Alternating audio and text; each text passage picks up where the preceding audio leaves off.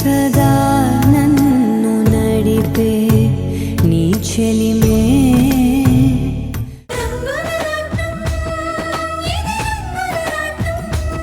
నన్ను క్షమించరా అన్నయ్య. వద్దన్నయ్య.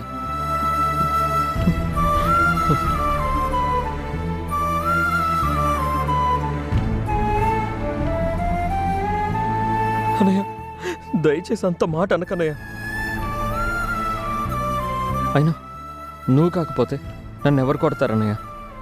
అన్నయ్యగా ఆ హక్కు నీకెప్పుడు ఉంటుంది. ఆదిత్య, సీత ఎక్కడికి వెళ్ళింది, ఎందుకు వెళ్ళింది తెలిస్తే చెప్పరా. నన్ను క్షమించన్నయ్య. ఎట్టి పరిస్థితుల్లోనూ వదినికి ఇలా జబ్బు ఉందన్న విషయం బయట పెట్టనని చెప్పాను. తన మీద కోపం వచ్చేలా చేయడానికి నేను వేయకూడని నిందలు వేశాను. ఇవేవి నీతో చెప్పలేను. వదినికి మాటిచ్చానన్నయ్య. ఎలాగైనా నీకు వదిన మీద అసహ్యం కలగాలి, వేరే పెళ్లి చేసుకోవాలి అని వదిన కోరికన్నయ్య. ఆదిత్య అడుగుతున్నాడు కదరా, నిజం చెప్పు. సీత ఏమైంది, ఎక్కడికి వెళ్ళింది? రే, అలా మౌనంగా ఉండొద్దురా, మాట్లాడు. ఆదిత్య, అందరూ అడుగుతున్నారు కదా, నిజం చెప్పు ఆదిత్య. సీతక్క కూడా నీ తప్పు లేదు అని చెప్పింది కదా, ఇంకా ఎందుకు దాస్తున్నావు? దయచేసి నిజం చెప్పు ఆదిత్య.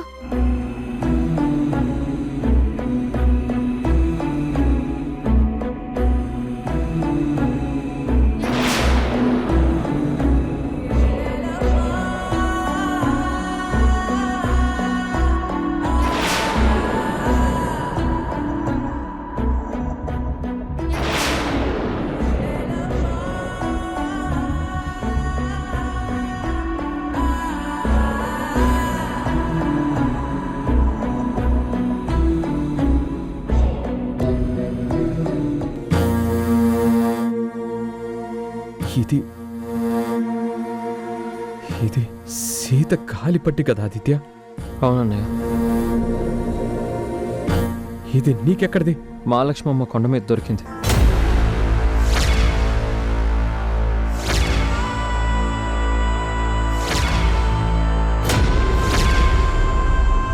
మాలచ్చమ్మ కొండ మీదనా? అక్కడెందుకు దొరికింది? అసలు ఆ కొండ మీదకి ఎవరు వెళ్ళరు కదరా. సీతొదిన వెళ్ళింది తాతయ్య. ఎందుకురా? ఎందుకంటే సీతొదిన ఆ కొండ మీద నుంచి కింద పారుతున్న నదిలోకి దూకేసిందమ్మా.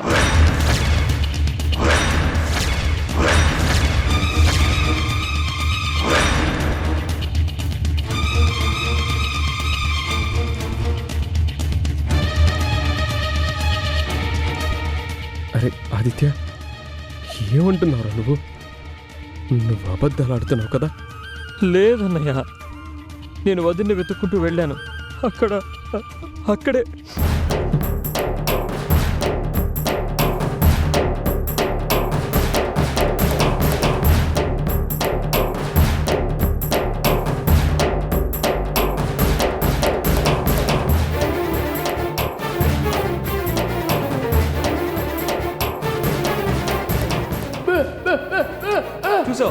చూసావు?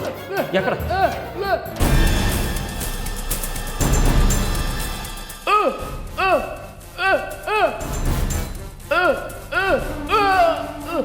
దూకిందా?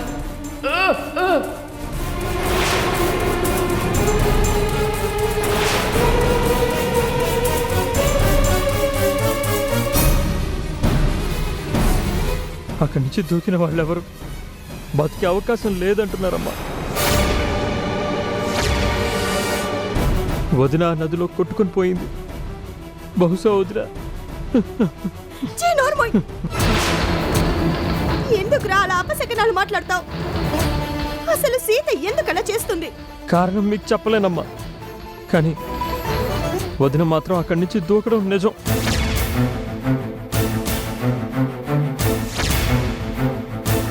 నేను పోలీస్ కంప్లైంట్ కూడా ఇచ్చొచ్చాను. వదిన్ని వెతకడానికి వెళ్ళారు.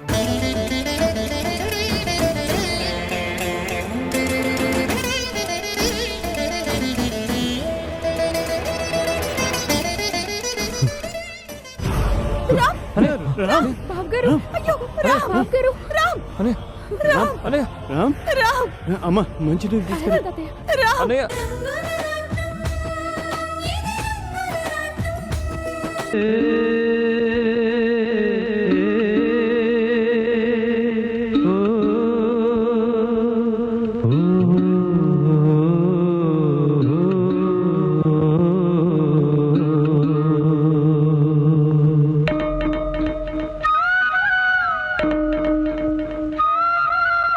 ఏనావదే తీరము ఏనేస్తమే జన్మవరము ఏనావదే తీరము ఏనేస్తమే జన్మవరము కలగానో కథగానో మిగిలేది నీవే ఈ జన్మలో ఏనావదే తీరము ఏనేస్తమే జన్మవరము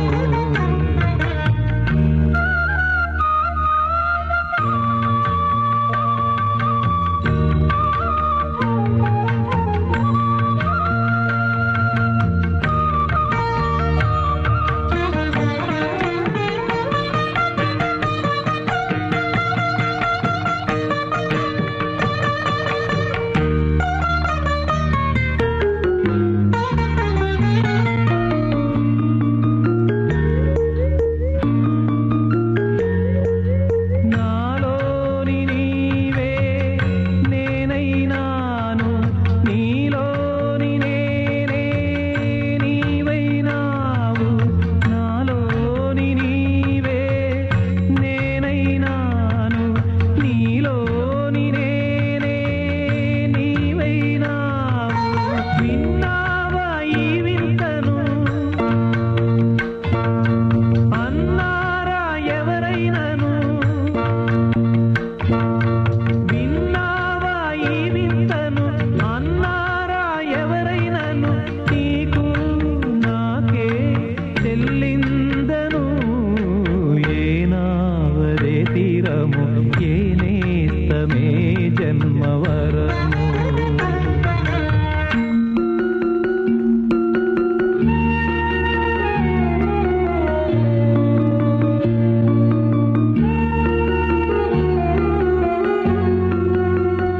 అమ్మని రప్పించాలంటే బుల్లి సీత కావాలా బుజ్జి రామ్ కావాలా?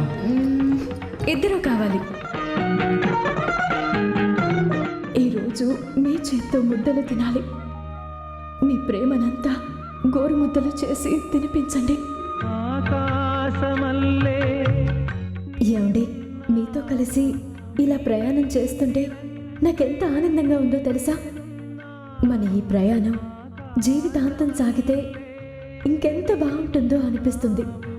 నీలి రంగై నేనున్నాను కలిసేది ఊహేనను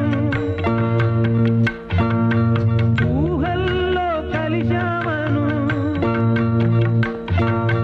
కలిసేది ఊహేనను ఊహల్లో కలిశామని నేనే సాక్ష్యాలను ఏనావదే తీరము ఏనేస్తమే జన్మవరము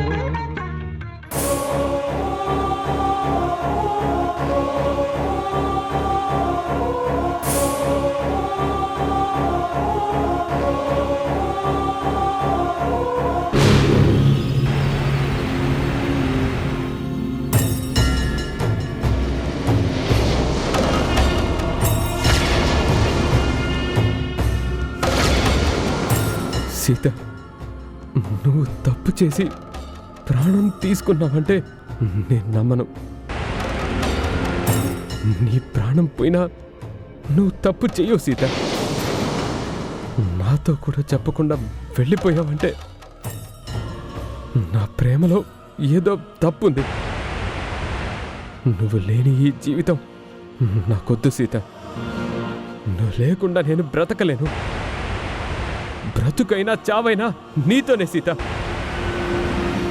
క్షణం ఒక నరకల్లా బ్రతకడం నా వల్ల కాదు సీత. వస్తున్నాను. నేను నీ దగ్గరికి వస్తున్నాను సీత.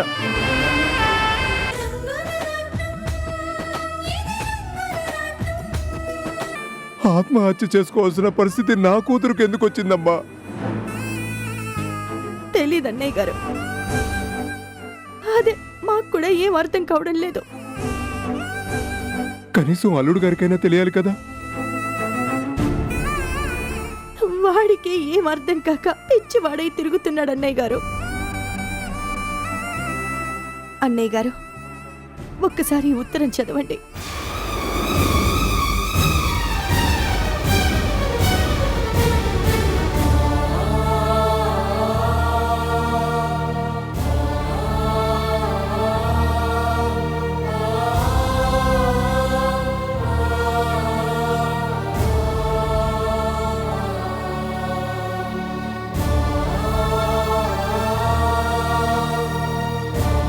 చూసారుగా, ఇలా ఉత్తరం రాసిపెట్టి వెళ్ళిపోయింది.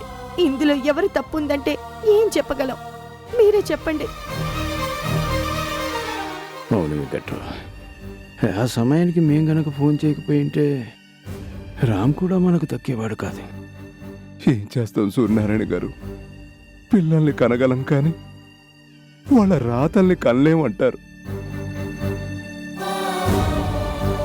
అది నిజమని ఈరోజు రుజువైంది.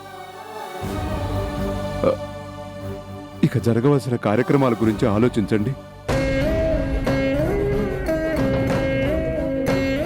తలకొరివి పెట్టడానికి శవం కూడా దొరకలేదు. కనీసం కర్మకాండలైనా జరిపించాలి కదా. జరిపిద్దాం, ఇక్కడే జరిపిద్దాం. ఆ కార్యక్రమం అయ్యేంత వరకు మీరు ఇక్కడే ఉండండి. ఏంటి తాతయ్య, ఆయనకేదో వరాలు ఇచ్చేస్తున్నారు? ఆయన కూతురి కర్మాంతరాలు ఇక్కడెందుకు జరుగుతాయి? అసలు ఆ సీతకి ఇంటికి ఏం సంబంధం ఉందని జరిపిస్తారు?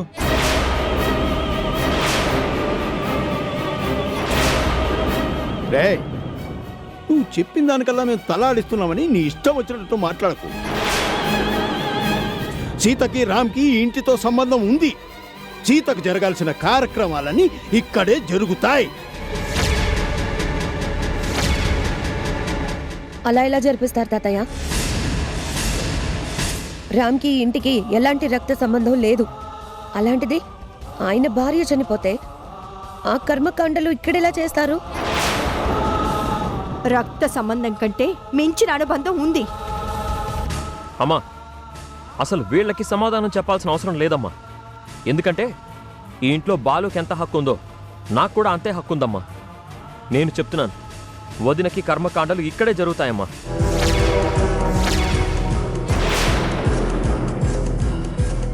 అవసరం లేదు.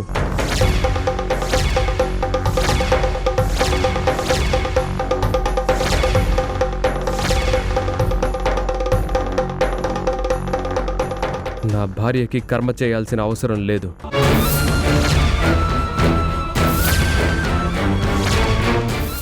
అదేంటి బాబు, చనిపోయిన వాళ్ళకి కర్మ చేయకపోతే వాళ్ళ ఆత్మకి శాంతి కలగదు.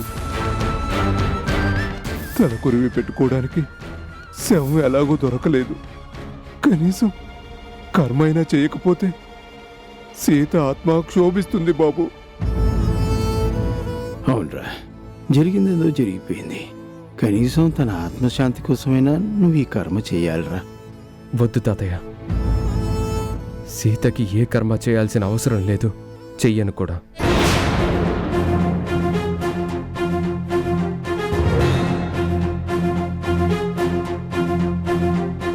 తప్పురా, తప్పు. భర్త ఉండి కర్మ చెయ్యకపోతే అది మహా పాపంరా. అమ్మా, చనిపోయిన వాళ్ళకి కర్మ చెయ్యాలి, కానీ బ్రతుకున్న వాళ్ళకి కర్మ చేస్తేనే అది తప్పవుతుంది.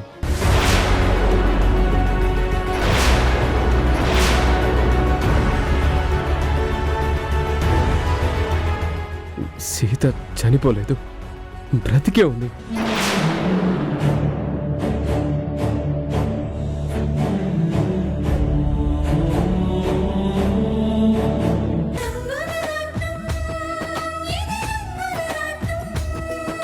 రామ్, నీకు సీతకి ఉన్న అనుబంధం ఎలాంటిదో మాకు తెలియంది కాదురా. కాకపోతే నమ్మకానికి వాస్తవానికి మధ్య చిన్న గీత ఉంటుంది. నమ్మకం బలంగా ఉన్న చోట మనకు ఆ గీత కనిపించదురా. మనం పెంచుకున్న ప్రేమ అనుబంధం మనల్ని వాస్తవాన్ని చూడనీయదు. కానీ ఏదో ఒకరోజు మనం ఆ వాస్తవాన్ని గ్రహించాలి, నిజమేంటో తెలుసుకోవాలి. భర్తగా నీ ధర్మాన్ని నువ్వు నిర్వర్తించాలి. అంటే నేను చెప్తుంది అబద్ధం అంటారా తాతయ్య? నా మనసు చెప్తుంది నిజం కాదంటారా? రామ్, మేం వెళ్ళి అంతా ఎంక్వైరీ చేయించాం. సీత దూకిన ఆ ప్రాంతంలో గజ ఎత్తుగాళ్ళని దింపి అంతా వెతికించాం. రెస్క్యూ టీం నది వెంట చాలా దూరం సెర్చ్ ఆపరేషన్ చేశారు. ఎక్కడా బాడీ కనిపించలేదు.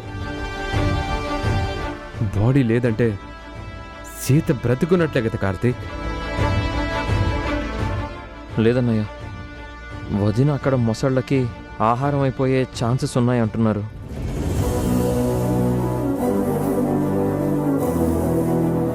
అంతకుముందు అక్కడ చనిపోయిన ఒక ముసలిని పట్టుకొని పోస్ట్ మార్టం చేస్తే దాని కడుపులో మనుషుల శాంపిల్స్ దొరికాయని పోలీసులే చెప్పారన్నయ్య.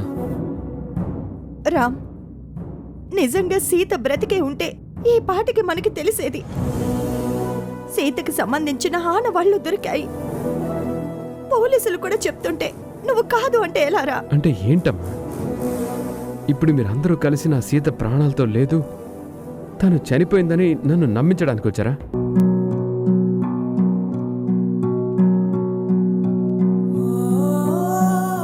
లేదురా, భర్తగా నువ్వు చేయాల్సిన కార్యక్రమాల గురించి చెప్పడానికి వచ్చాం. మా మాట వినరా. భర్తగా నువ్వు చేయాల్సిన కర్మ జరిపించాలరా, అది నీ ధర్మం. నా వల్ల కాదు తాతయ్య. అలా అనకు బాబు. తల్లి లేని నా బిడ్డకి జీవితంలో ఏ అచ్చటా ముచ్చటా తీర్చలేకపోయాను. కనీసం ప్రాణం పోయిన తర్వాత దాని ఆత్మశాంతి కోసం ఇదైనా చేయించకపోతే నా బిడ్డ అనాథ ప్రేతంలా మిగిలిపోతుందయ్యా.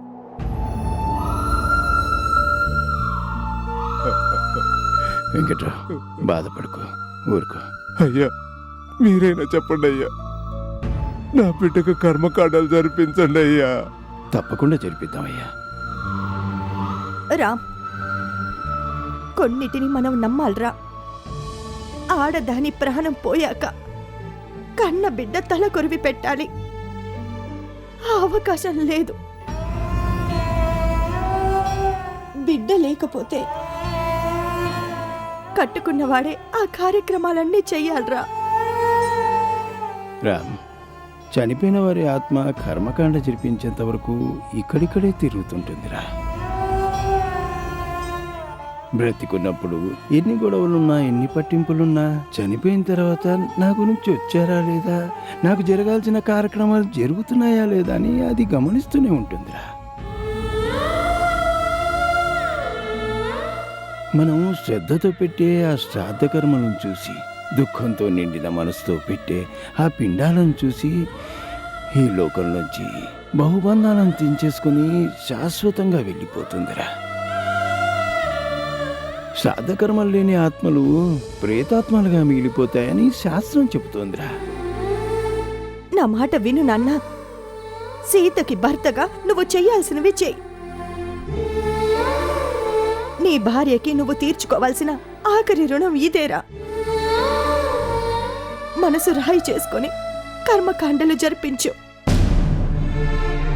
బాబు, పెద్దవాడినైనా నీకు చేతులెత్తి మొక్కుతున్నానయ్యా. నా బిడ్డకు ఈ కార్యం జరిపించయ్యా. అశో, వద్దండి, నాకు దండం పెట్టకండి. ఎంతో నమ్మకంతో మీ కూతుర్ని నా చేతిలో పెట్టారు. కడ వరకు తోడుంటానని మాటిచ్చాను. ఆ ప్రమాణాన్ని నిలబెట్టుకోలేకపోయాను. కనీసం సీత కోసం ఇదైనా చేస్తాను. బాబు,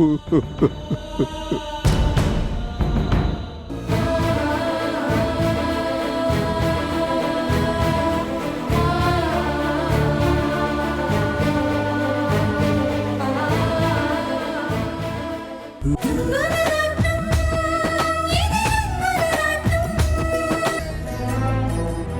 ఎందుకు సీత ఇలా చేశావు? నన్నెందుకు వదిలేసి వెళ్ళావు? చుట్టూ అందరూ ఉన్నా నేను ఒంటరి వాడిననే విషయం నీకు తెలుసు కదా. అమ్మా నాన్నల ప్రేమని, అన్నా తమ్ముళ్ళ అభిమానాన్ని, భార్యాభర్తల అనుబంధాన్ని అన్నీ నాకు అందించావు. అసలు భార్య అంటే ఎలా ఉండాలో అలా ఉండేదానివి. నన్ను చిన్న పిల్లాడిలా చూసుకొని ఇలా అనాథం చేసి వెళ్ళిపోతావా? ఇది నీకు న్యాయంగా ఉందా సీత?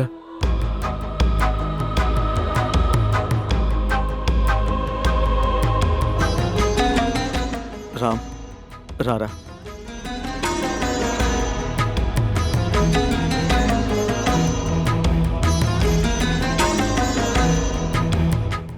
తీసుకో. తీసుకోండి సార్.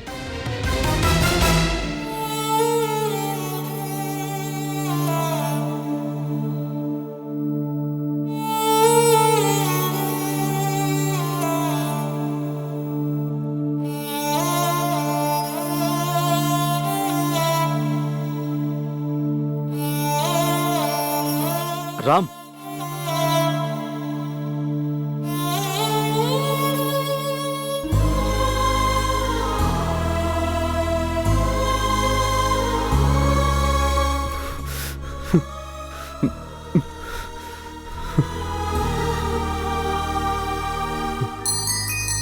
రామ్, బాధపడకు.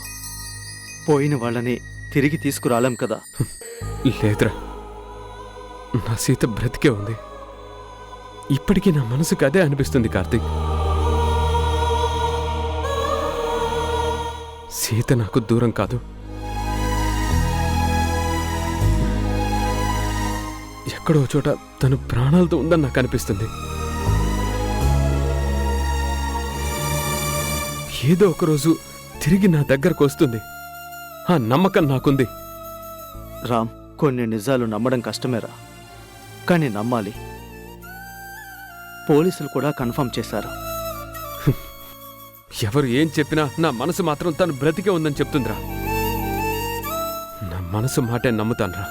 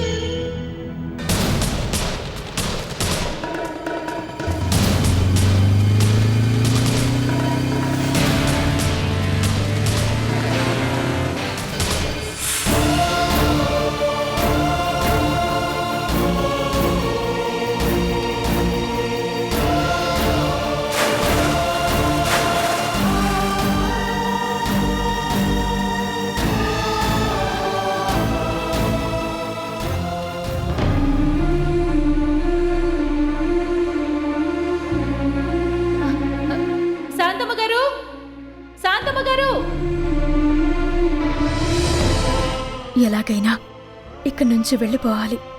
ఇక్కడే ఉంటే నా గురించి తెలిసిపోతుంది. ఆయనకి తెలిసింది అంటే వచ్చేస్తారు, నన్నింటికి తీసుకుని వెళ్ళిపోతారు. నేను ఆయన కళ్ళ ముందే చనిపోతాను. ఆ బాధతో ఆయన కూడా బ్రతకరు. ఈరోజు వెళ్ళిపోవాల్సిందే.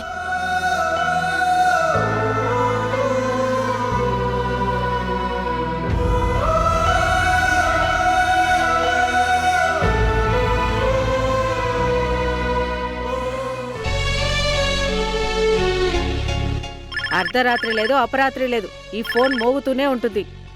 హలో, ఎవరండి? పని పాట లేదా? ఈ టైంలో ఫోన్ చేస్తున్నారు? శాంతమ్మా, నేను కౌసల్యని మాట్లాడుతున్నాను. అమ్మా, మీరా? ఎవరో అనుకున్నానమ్మా, నన్ను క్షమించండి. పర్వాలేదులే, అయినా అంత కోపం ఎందుకు శాంతమ్మా? ఈ సమయంలో ఫోన్ చేస్తే కోపం రాదా మరి? అది సరే గాని, ఆ అమ్మాయి జానకితో మాట్లాడాలనిపించింది, అందుకే ఫోన్ చేశాను శాంతమ్మా. ఒకసారి పిలుస్తావా? అలాగే అమ్మా.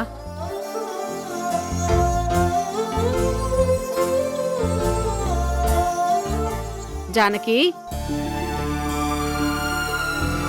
అమ్మ జానకి,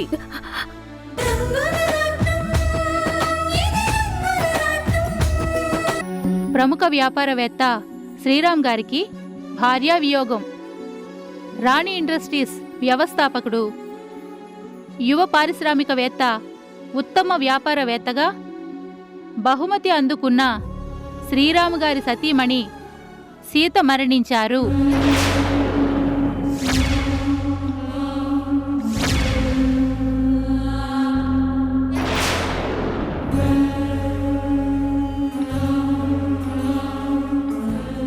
మందులు వేసుకున్నారా? ఇంకా లేదమ్మా. ఏమమ్మా, మందులు వేసుకోకుండా అలా కబుర్లు చెప్పుకుంటూ కూర్చుంటే ఎలాగా? మీకున్న బీపీలు, షుగర్లు వాటంతట అవే ఎగిరిపోతాయి అనుకున్నారా? వేలకు మందులు వేసుకోవాలని తెలీదా మీకు? వెళ్ళండి వెళ్ళండి, మందులు వేసుకోండి. కూర్చున్నారు ఊరికే.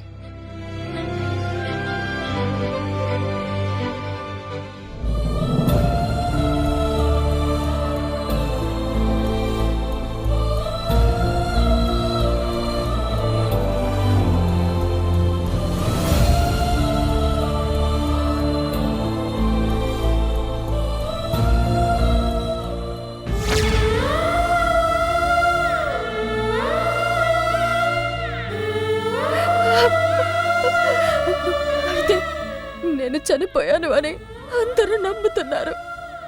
భగవంతుడా, నన్ను బ్రతికించి తప్పు చేసిన నా భర్త దృష్టిలో నన్ను చంపేసి చాలా గొప్ప మేలు చేశావు స్వామి. ఈ పాటికి పిండ ప్రదానం చేస్తూ ఉంటారు. ఒక్కసారిగా నేను ఆయన్ని చూడాలి. చివరిసారిగా నా వాళ్ళని నేను చూసుకోవాలి. నేను ఇప్పుడే వెళ్తాను. అన్నయ్యని అలా చూస్తుంటే నాకు చాలా బాధగా ఉంది శైలు. ఎవరితోనూ గొడవలు పడేవాడు కాదు. తనకి చేతనైనంత వరకు ఎవరికైనా మంచి చేసేవాడు కానీ ఎవరికీ ద్రోహం చేయలేదు. అలాంటి మనిషికి ఇలాంటి పరిస్థితి రావడం నిజంగానే తట్టుకోలేకపోతున్నాను. ఆదిత్య, నిన్ను ఒక విషయం అడగనా? అడుగు శైలు. సీతక్క మీద నువ్వు వేసిన నింద నిజమేనా ఆదిత్య?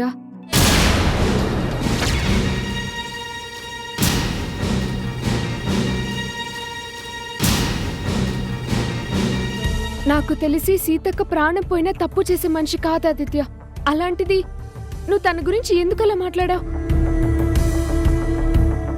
నువ్వు అన్న మాటల్ని సీతక్క అబద్ధం అని చెప్పకుండా ఒక రకంగా ఆ నింద నిజం అన్నట్టుగా లెటర్ రాయడం, అందులో నీ తప్పు ఏది లేదు అనడం నిజంగా ఆశ్చర్యం అనిపిస్తుంది ఆదిత్య.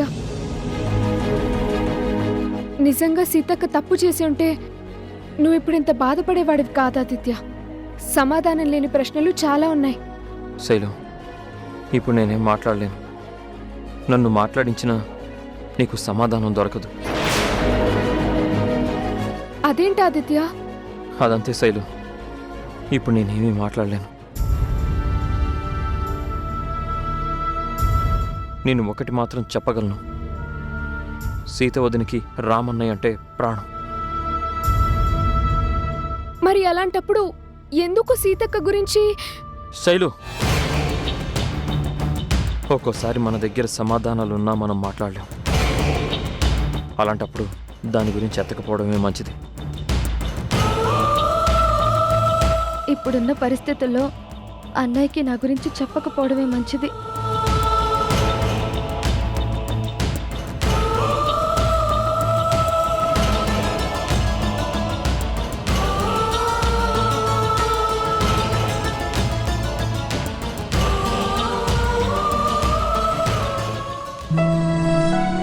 సరే ఆదిత్య, నువ్వు కూల్ అవ్వు.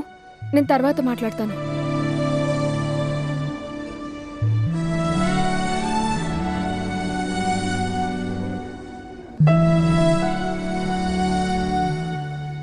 ఏంటమూల్య,